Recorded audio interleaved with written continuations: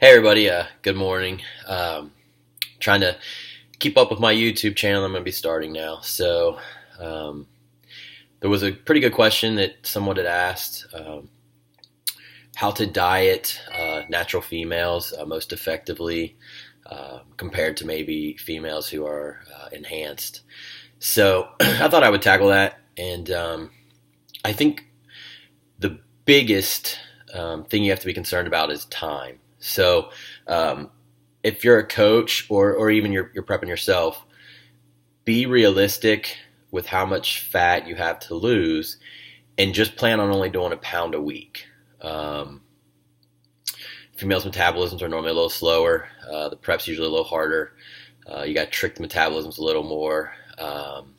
So just plan on a pound. So, a lot of times, even for a bikini competitor, that's going to mean a 16-week prep if they're natural, things of that nature. So give yourself ample time. Then I think the big difference is in how do you maximize hormones to the best without using some of the enhancers. So one thing that I'm going to add supplementation-wise is DIM. It's from cruciferous vegetables like broccoli, and it helps to lower estrogen naturally. And I have a supplement called Suppressed that actually has DIM, chrysin, IC3, and a couple other ingredients combined together. It works really well. So I'll start one tab of that per day, just right out of the chute. The DIM in that is 200 mgs, which is a therapeutic dose. So we're going to get estrogen down. The nice thing about that is it shouldn't it shouldn't bottom estrogen out. It's just going to remove any excess estrogen, which a lot of women have these days with all the plastics and beauty products and things that are used. So you're going to get that down. So I start that right away. And that's going to, like I said, lower the estrogen. Then yohimbine hydrochloric, not yohimbe. That stuff doesn't work. That's literally just a stimulant. You want the yohimbine hydrochloric, and what that does is it turns off the alpha-2 receptors in the fat cell, and those are more prevalent in the glutes, hips, legs area. So that's going to hit the fat, the more stubborn fat areas. So when I see that not included in a prep, I think that either the coach doesn't quite know everything they need to know, or the person dieting themselves, and that's okay. We all start somewhere, but I would definitely get in the Suppressed, and I would definitely get in the yohimbine hydrochloric. So once we have those supplements in, the yohimbine works best when insulin's really low. So I think you should try to get as much of your dosing in before your morning fasted cardio as you can. So you can take 1 milligram per 10 pounds of body weight. So if you weigh 150, you could go up to 15. I usually just start like 7.5 mgs in the morning, 2.5 pre-workout. So you're getting some morning and then pre-workout. And insulin shouldn't be totally spiked before pre-workout. You should have had a pre-workout meal about an hour and a half prior, but taking it then, it'll at least be somewhat back to baseline. So that should work pretty well during your workout. So that's from a supplementation standpoint. The two that I see a lot of times not used, that I use religiously, and I think that's, so time, and they're the diet. You've got to be realistic. Those two supplements for a person who wants to stay natural. And then cardio. You're going to have to do it. I have very few natural women that don't have to do cardio. Really, most women have to do cardio. It doesn't matter enhanced or not. So I still like fasted lists. I talked at the Physique Summit 2 weeks ago, and I even told them there, it's still my thing. There's There's still research out there that says it does work a little better, and there's some that says, it doesn't matter when you do your cardio. I think it does. So I'm going to do a combination of some fasted lifts with women, and I'm going to do HIIT. The way I like to HIIT, I prefer a spin bike. I think it works the best.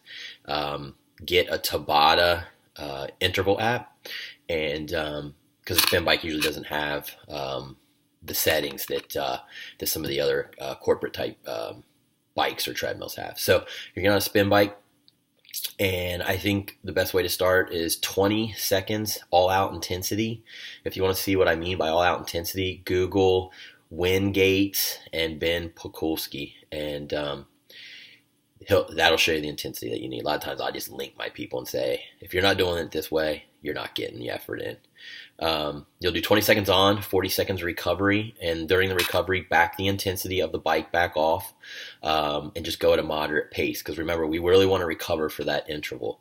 So the Tabata app lets you set your work and your recovery phase, and then how many intervals, and it just beeps when you're ready to go. It's pretty nice. It's get it on your phone in the app store. So I prefer spin bike, honestly. List, you can do whatever machine you like. I have an elliptical. Anything will work. Heart rate 110, 120 is generally works well for people, and go with that.